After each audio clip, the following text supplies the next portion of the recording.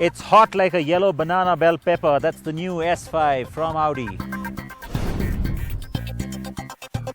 It's the first look at the Honda BRV that's coming next year. And the dark and ominous new model from Indian.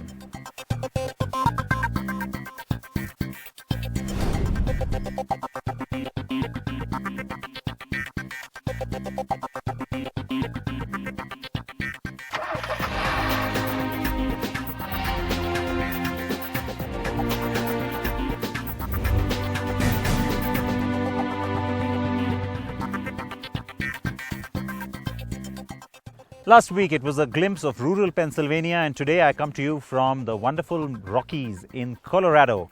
Welcome to the Car and Bike Show. I'm Siddharth Vinayak Patankar, and of course the reason I'm making this wonderful journey across the United States is because I am on the US leg of the Great Overland Adventure, the other show that you can catch up with Tuesdays at 8:30 p.m. But I know that you of course want to see that little yellow car that scorched the screen about 5 seconds ago. That is the new S5 from Audi. It steps into the market as a special, let's say, novelty car for Audi, but it's the car that will indicate whether or not we get the next generation of the A5 as well. That's a family that will debut globally in 2016.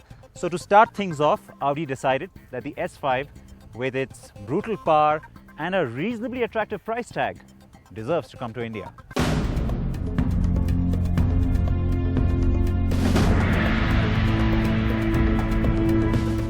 There is something to be said for the deeply satisfying feeling you get when the Audi S5 Sportback rumbles to life. The A5 has always been a favorite in terms of looks, but the coupe has never been able to offer the functionality of a sedan, and the S5 checks that box. The S5 is a practical sedan with the wide and road-hugging stance, the aggressive front bumpers, the integrated rear spoiler and the side skirts. It's all about giving it a sporty look. But well, all this is understated elegance. What more could you ask for? Well, many things could come to mind, but for now it is safe to say that everyone understands why Ameya feels that way. There is extensive use of chrome on the exterior, and the front grille's got the most detail. A platinum grey insert with horizontal chrome struts, and then there is the honeycomb grille on the air inlets with dual chrome trim and angular fog lights adding to the sporty theme. The exterior mirrors are also finished in aluminium, but while that may have worked on a red or black or even blue car, it looks a bit awkward on this stunning yellow. We do love the color choice from Audi India on this test car though. Now remember that the S brand of cars are performance cars, but they're not as powerful as the RS versions. They fall between the regular cars and the high performance ones, but that does not mean that you should underestimate them. What makes the Audi S5 even more exciting is what's under the bonnet. It's a 3-litre V6 punching out 333 brake horsepower, but it's the torque figure of 440 Newton meters, which is available at just under 3000 RPM, which makes it even better because now, thanks to the DSG gearbox, the responsive DSG gearbox, that too, power is available at will. And that's what you want in a car like this. And that's why when you throw it on corners, well, it just puts a smile on your face, doesn't it? It does. The car's chassis has the same suspension as the A5. That is a McPherson strut at the front with a torsion beam at the rear. But the S badge means that Audi has made it electronically adjustable. So you can just go into the Audi Drive Select mode and choose anything between comfort, auto, dynamic, efficiency and individual, and this helps you select between a soft and stiff ride. The Quattro all-wheel drive system is standard and allows you to grin ear to ear through corners. In the dynamic mode, you get a bit of an exhaust note too, which could have been rowdier, but it still works. The S5 is capable of going from 0 to 100 km per hour in just 5.1 seconds, with top speed rated at 250 km per hour. The car never loses its composure even at higher speeds, by the way. The inside is a familiar one, but there are some unique touches that make the S5 special. The matte brushed inlays add sportiness and sophistication to the cabin.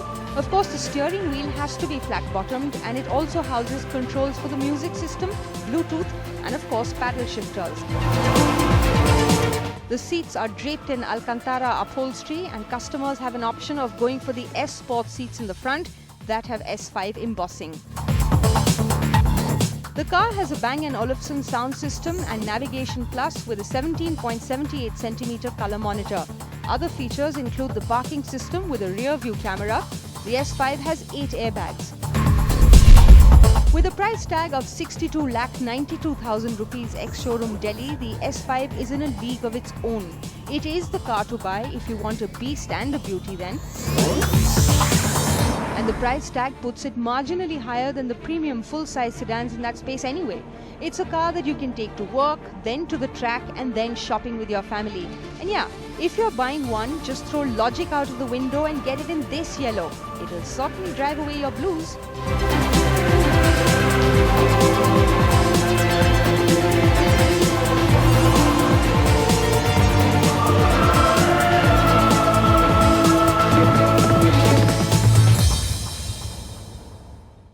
That is the new S5 from Audi. Please react to it. Now, I managed to drive up about 13 miles on the road to the top of Pikes Peak, but sadly, there's bad weather, and which means we've been stopped here. It doesn't look like it is glorious and sunny, but there's a lot of snow blowing around, and which is why we can't access the road further up, which is a little disappointing. But you know what? It's still gorgeous up here. The weather is fantastic, and I have a great view of the valley. So while I go and take a few pictures, let me tell you where Bala is. He's traveled all the way across to Japan for the Tokyo Motor Show. The motor show happens once every 2 years, and that is something we will have on the program for you next week. But while he's there, he's also had the chance to check out the new BRV from Honda. It's the compact SUV that arrives next year. Here's our first look at it.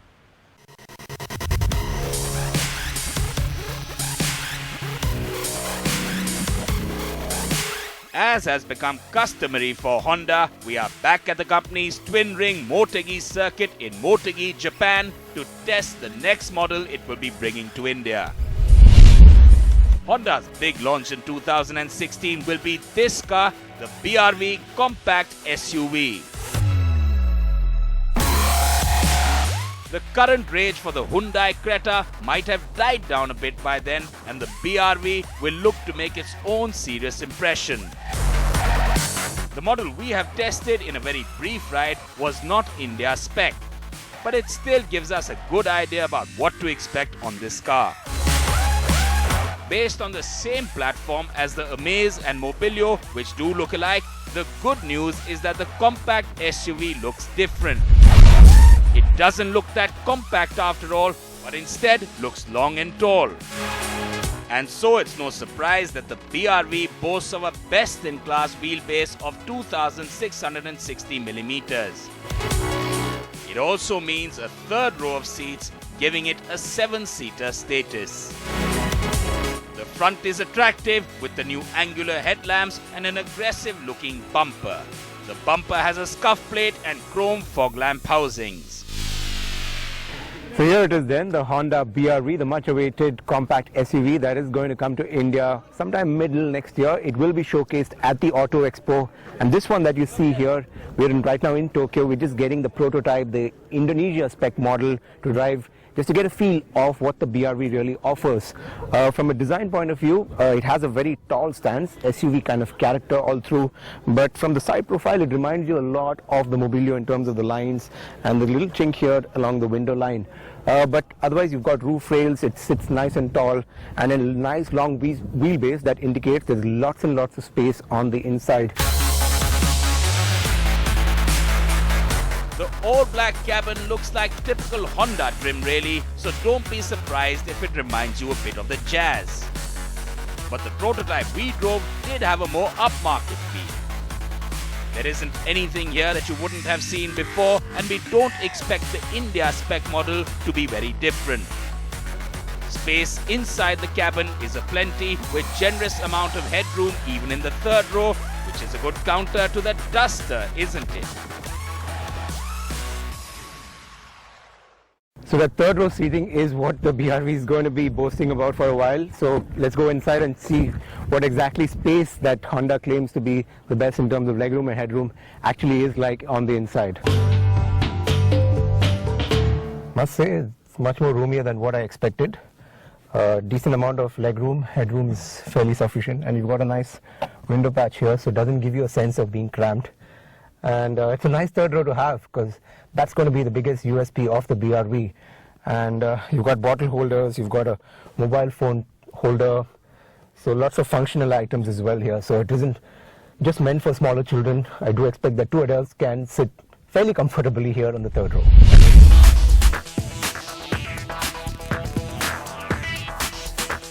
Our drive with the BRV was quite limited, but the prototype we drove had a 1.5-litre engine mated to the new generation CVT gearbox that comes on the Honda City.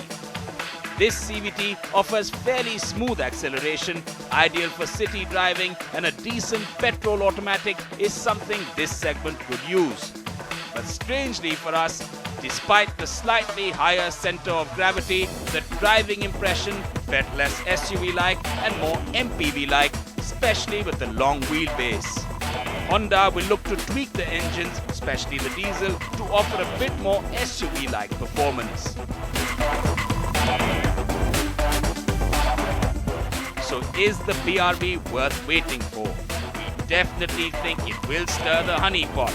A 7-seater compact SUV with impressive looks and generous space is something that will certainly get a lot of attention. And we cannot wait to fully test the India spec BRV very soon.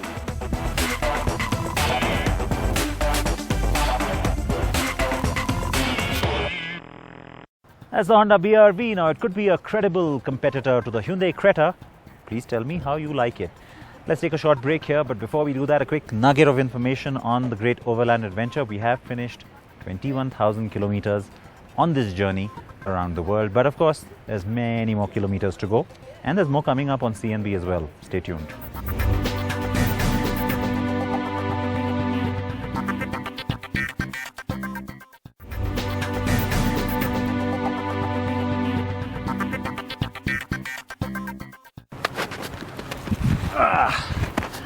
Welcome back to CNB. It is the first time we are seeing snow and experiencing this kind of weather on the great overland adventure, and which is why we're sort of being childlike with it. Let's move on now and talk about that rather ominous looking motorcycle. The Dark Horse from Indian is not just a new model, it's not just one with a hefty price tag, but there's more going for that bike. Bala rode it. Here's the review.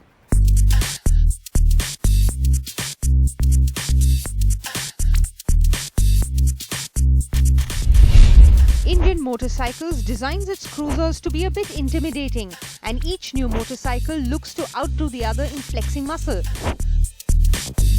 But then you have this. The new Dark Horse cruiser from the same family with a bit more attitude, not just pure muscle.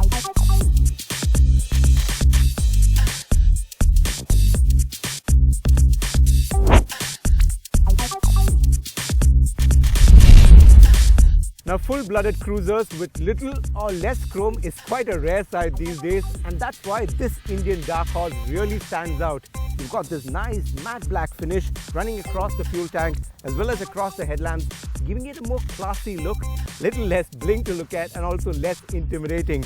Also, you've got a nice cruising position, riding position, the handlebars that come within reach, and the switchgear also feels within reach. So on the highway, this feels nice and comfortable to ride on. Quite a perfect cruiser.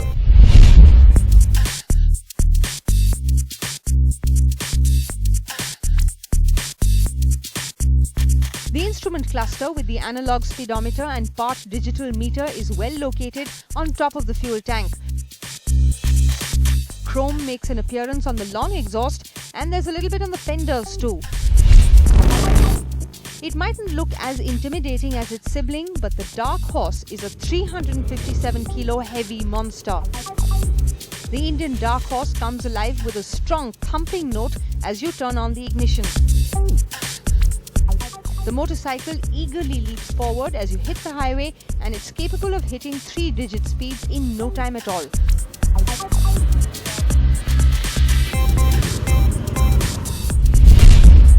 Thankfully, a powerful engine tames it with smooth acceleration and more than enough torque.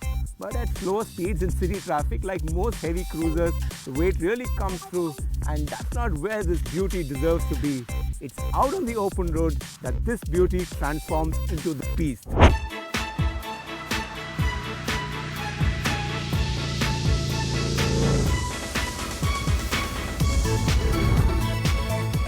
Over 100 bhp of maximum power is delivered ever so smoothly, and the 139 Nm torquey motor allows you to be comfortable in higher gears at low speeds.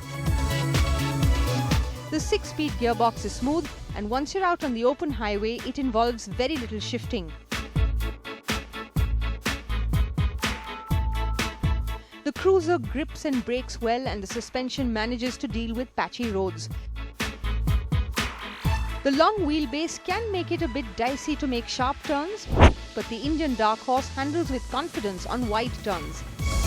Priced at 21.99 lakh rupees ex-showroom Delhi, the Dark Horse is a full-blooded motorcycle that offers class with attitude with the regular cruiser experience. And clearly it is for the few who have not only the money, but also the inclination to tame this kind of a beast.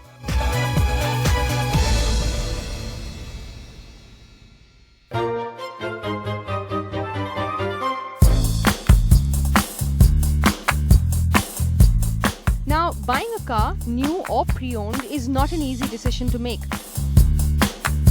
So it's important to be completely sure of the vehicle, and if it is a pre-owned car, the vehicle's paperwork is as important as the product itself. These are the essential documents that the seller should share and hand over to make your buying decision easier. The registration certificate or RC gives you critical details of the car like the chassis number and engine number. In case the engine has been changed, make sure the RC reflects the new number so that you can get it transferred to your name easily. Please do check if the car's insurance is still valid or about to expire, and after the sale, the first thing to do is to get the insurance transferred from the seller's name to yours.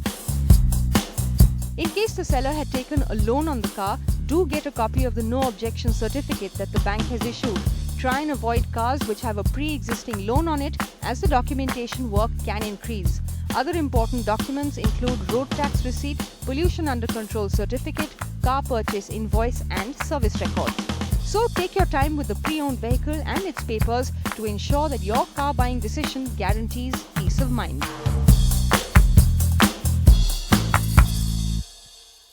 That is it for CNB this week. Please react to the program. Tell me what you would like to see on the show as well. And remember to tune into the Great Overland Adventure. That's 8:30 p.m. every Tuesday on NDTV Prime. Alright, the snow is really whipping up here, so I better go. Please wear your seatbelts. Please wear your helmets. I better get into something warm quickly. A special day with a special car. Your chance to get up close and personal with the i8. Just tell me where I drove the i8 when I reviewed it on CNB. All you have to do is tweet your answer with the CNB hashtag to me at Sid Partankar or post it on facebook.com/CNB show.